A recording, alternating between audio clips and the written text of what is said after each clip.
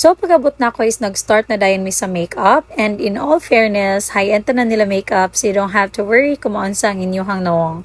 So, gusto lang po na ko i-flex ako ang brother, no? Kay grabe ka all support dyan na siya sa amuha ever since. And tara, guys, feeling pretty kayong auntie. Kaya osay rabi ito ma-fresh, no? So, lubos-lubosan na nato na siya.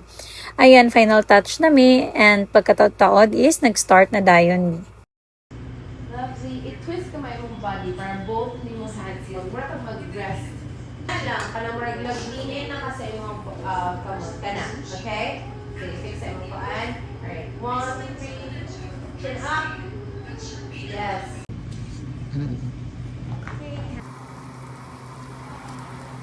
Let's eat. Hello, mama.